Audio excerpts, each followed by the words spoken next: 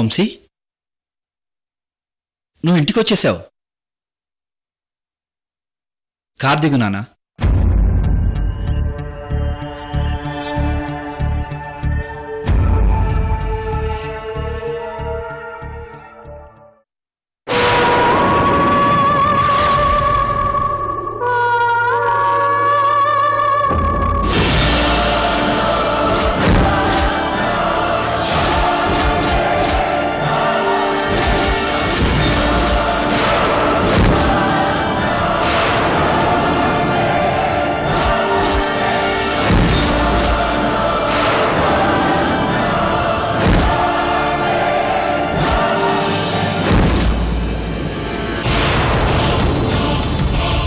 నాన్న వంశీ, కార్ దిగు నాన్న.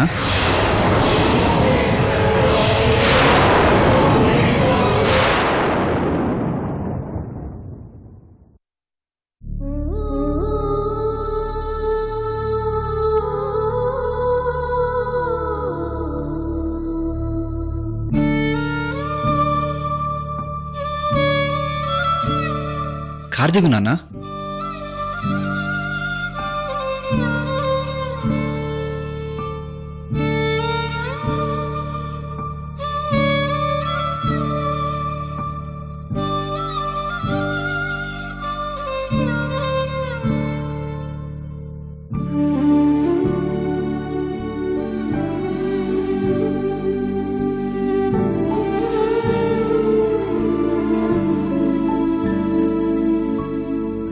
నాన్న వంశీ, నీకేం భయం లేదు. కారు దిగు నాన్నా.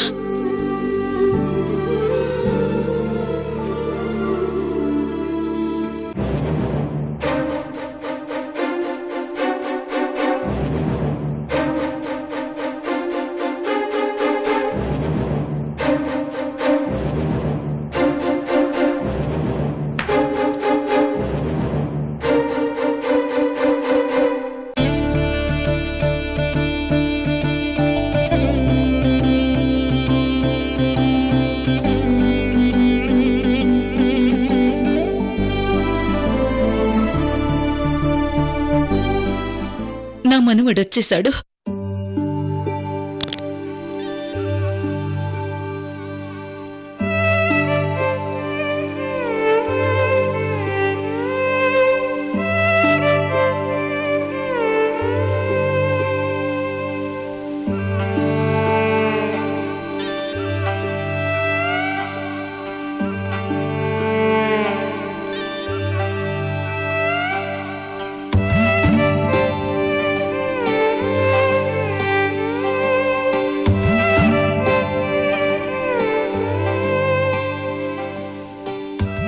పిన్ని, వంశీని లోపల తీసుకెళ్ళండి. నాన్న వంశీ, రా నాన్న.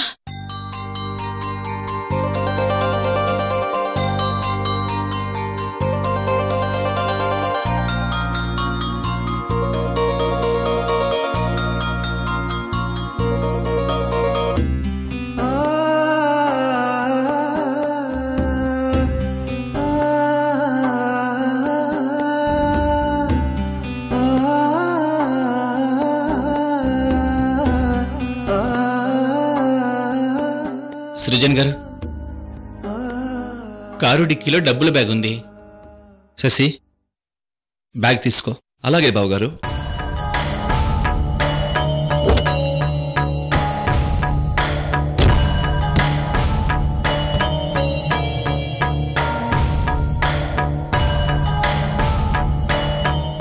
సృజన్ గారు, అసలు ఏం జరిగిందంటే,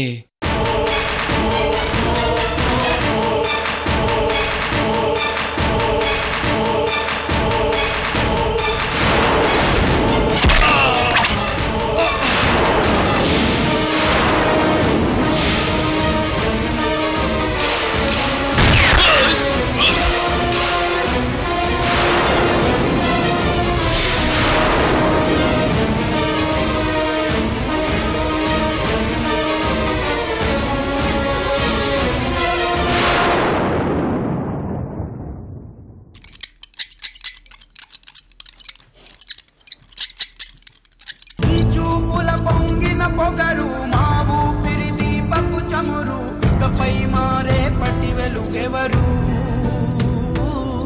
ముందడుగై నడిపేదెవరు ముప్పును తెగ నరికేదెవరు నువ్వు లేనిదే కన్నీరే ఊరు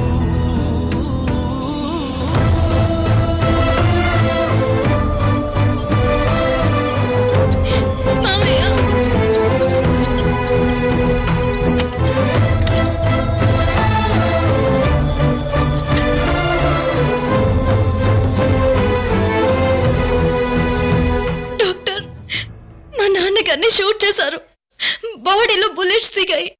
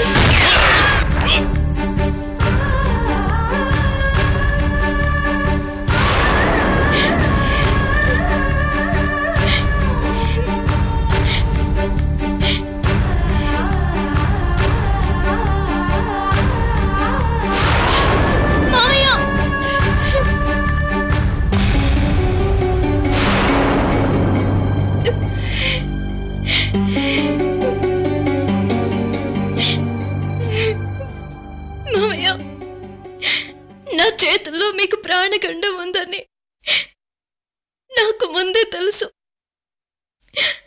అనుకున్నట్టుగానే జరిగింది మామయ్య.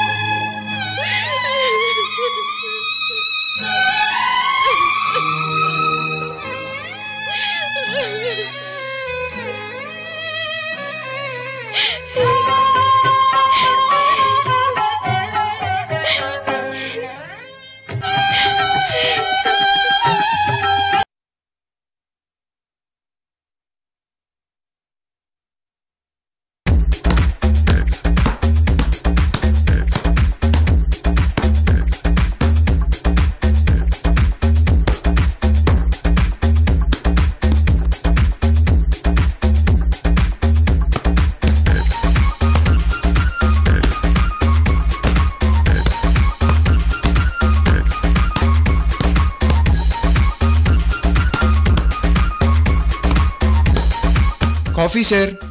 అబ్బా బుర్ర వేడెక్కిపోయింది. టైంకి కాఫీ తెచ్చావు భాష.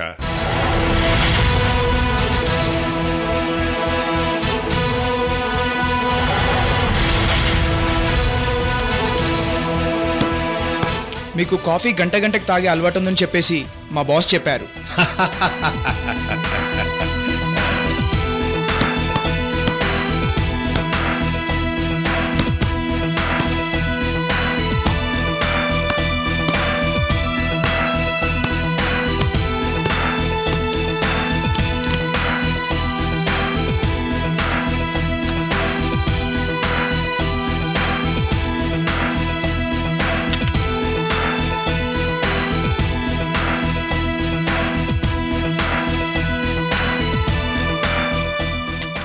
ఆ సైనికుణ్ణి వదిలిపెట్టాను. ఈ డిచ్పల్లి నాయకుతోనే పెట్టుకున్నాడు. వాడి డిక్కి క్లోజ్ మనోజ్ గారు. ఆ సైనికుడి గెటప్ ఏంటో, వాడెందుకలా తులసికోట చుట్టూ తిరుగుతున్నాడో, మనుషుల్ని ఎందుకు చంపుతున్నాడో ఆలోచిస్తే ఒక్కోసారి షాక్తో గంటల తరబడి అన్కాన్షియస్నెస్ వచ్చేస్తుంది. నేను విజయవాడ నుంచి నిజామాబాద్ డిచ్పల్కి వచ్చాను. వాడు నన్ను ఫాలో చేసి డిచ్పల్ దాకా వచ్చి మిమ్మల్ని చంపాలనుకున్నాడు. ఫైనల్గా నేను వాడిని క్యాచ్ చేసి వాడి ఫేస్ చూద్దాం అనుకునే టైంకి చూడనివ్వకుండా వాడు నా మీద దాడి చేశాడు.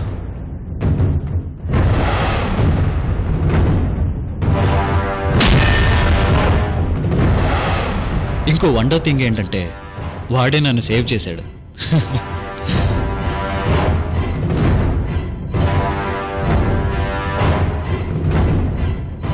ఆ సైనికుడు నన్ను వదిలేసి తులసికోట గురించి ఇన్ఫర్మేషన్ ఇచ్చే వాళ్ళని మాత్రమే చంపుతున్నాడు.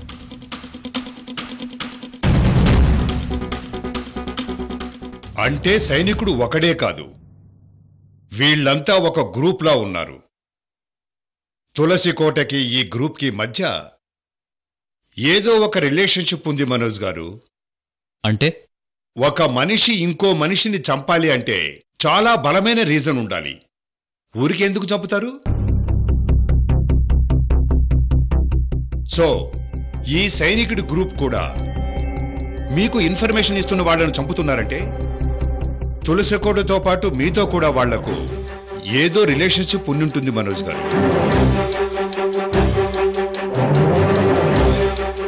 మీరేమంటారు మనోజ్ గారు?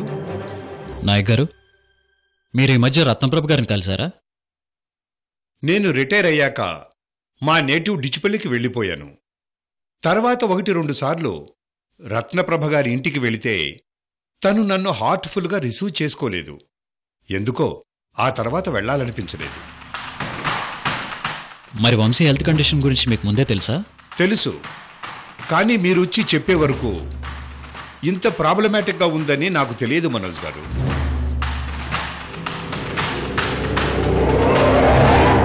మీరు వంశీ ట్రీట్మెంట్ చేయడానికి గతం గురించి ఆలోచిస్తున్నారు.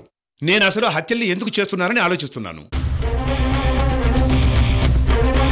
ఈ హత్యల్ని చూపించి మిమ్మల్ని భయపెట్టాలనుకుంటున్నారా? వంశీకి ట్రీట్మెంట్ చేయకుండా ఆపాలనుకుంటున్నారా?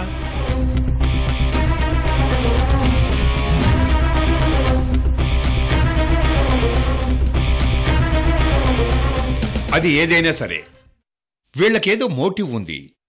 మీకేదో చెప్పాలనుకుంటున్నారు మనోజ్ గారు.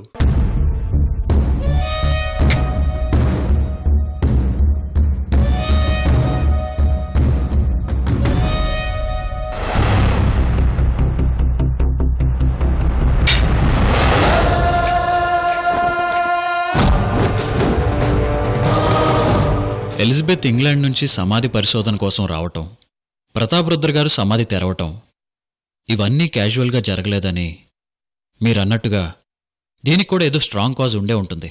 అంటే తులసికోటకి 200 సంవత్సరాల చరిత్ర ఉంది. ఇన్ని సంవత్సరాలు ప్రతాప్ రుద్ర గారి ముందు తరం వాళ్ళు దాని జోలికి వెళ్ళలేదు.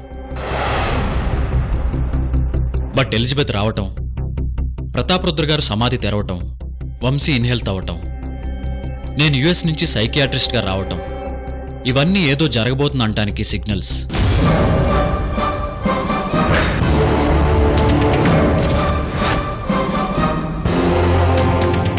మీరు అన్నట్టుగానే ఆలోచిస్తే 20 సంవత్సరాల క్రితం సమాధి ఓపెన్ అవటంతోనే ఈ ఘోరాలు మొదలయ్యాయి.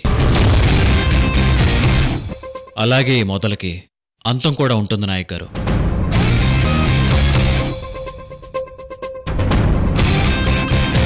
సమాధి తెరిచినప్పుడు ప్రతాపరుద్ర, ఎలిజబెత్, ఇంజనీర్ ఇంతమంది బలితో ప్రాబ్లం మొదలైంది.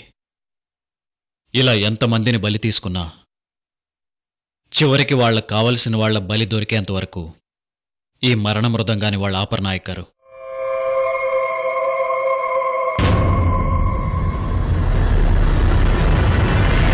చివరిగా వాళ్ల బలిపీఠంపై ఎక్కి ప్రాణాలు కోల్పోయే మనిషి ఎవరు?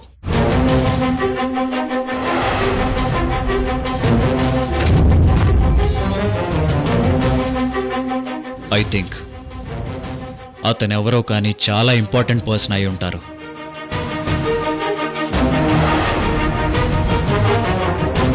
బట్ ఇప్పుడు మనకు కావాల్సింది ప్రతాప్ రుద్ర గారు సమాధి తెరిచినప్పుడు అందులో ఏం చూశారు?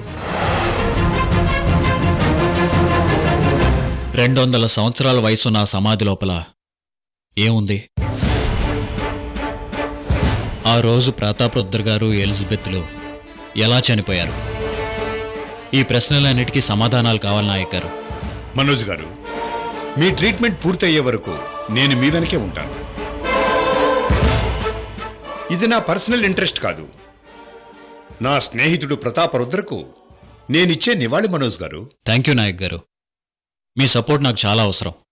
మీకు అభ్యంతరం లేకపోతే మీరిక్కడే ఉండొచ్చు. గంటకి కాఫీ ఇస్తే ఇక్కడే ఉండిపోతారులేండి.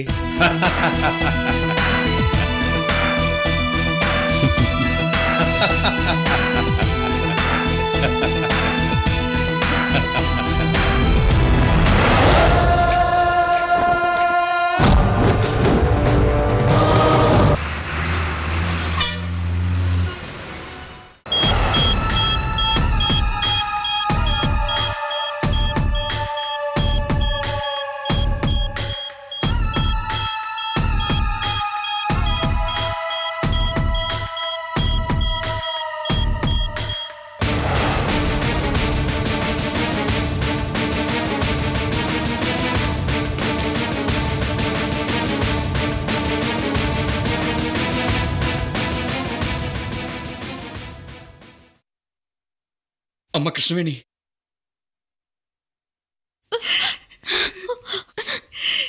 కృష్ణవేణి, మీ మావయ్యకి ఏమైందమ్మా? డాక్టర్స్ చెక్ చేస్తున్నారు అత్తయ్య.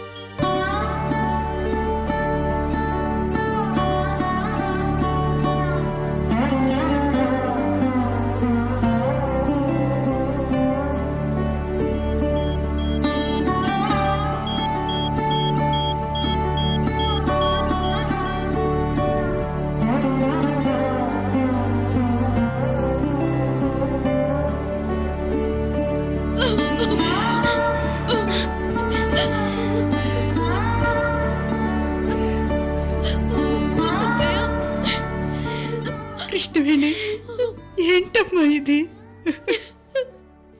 అత్తయ్య, త్రిష వంశీ గారిని మన ఊర్లోనే దాస్తుందని నాకు తెలియదు అత్తయ్య.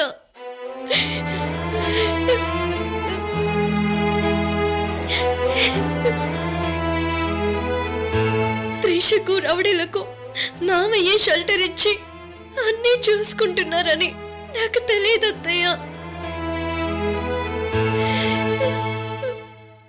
వంశీ గారు ఫోన్లో టిఫిన్స్ భోజనాల గురించి చెప్పినప్పుడు నాకు అనుమానం వచ్చి అలివేనక్కకి ఫోన్ చేసి కనుక్కున్నాను. కానీ అప్పటికే సమయం మించిపోయింది అత్తయ్య.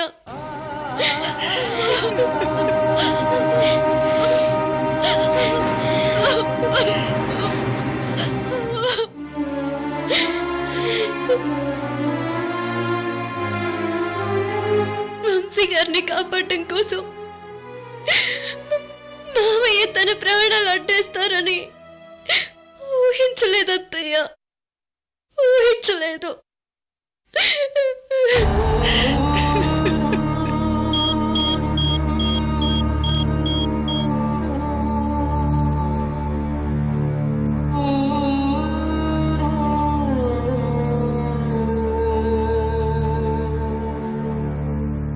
నా రెండో కూతురు కృష్ణవేణి చచ్చిపోయిందన్నారు. అలివేణి ఒక్కతే కూతురన్నారు. ఇప్పుడు ఇలా ప్రాణాలు ఇచ్చేశాడు. భగవంతుడా, ఇప్పుడు నేనేం చేయను?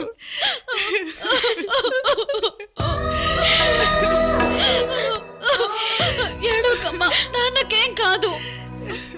అవునత్తయ్య, మామయ్యకేమీ కాదు, నిజంగా ఏమీ కాదు. నేనిప్పుడే కిందికి వెళ్ళి డాక్టర్స్ని అడిగి మామయ్య పరిస్థితి ఏంటో కనుక్కుంటాను అత్తయ్య, సరేనా?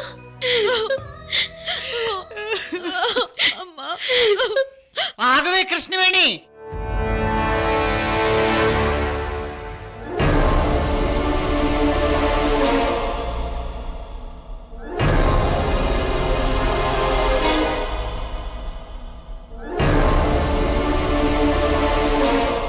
ఎక్కడికి వెళుతున్నావు?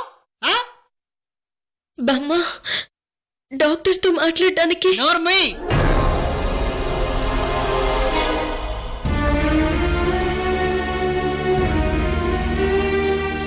ఇందాకిటి నుంచి చూస్తున్నాను.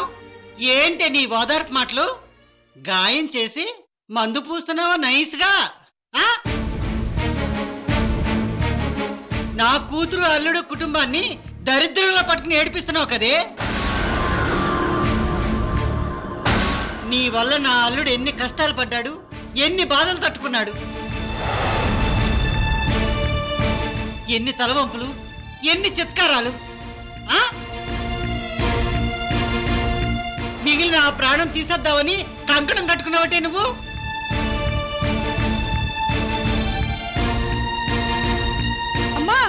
అసలు బుద్ధుందా? ఏంటి ఆ మాటలు? నోరు మూసుకుని ఉండు. ఏంటే మూసుకునేది తిక్కలదానా? ఈ మహాతల్లి మీ ఇంటి మేనకోడలు కదే, నీ పసుపు కుంకాలు తీసుకెళ్ళడానికి పుట్టిన యమదూత.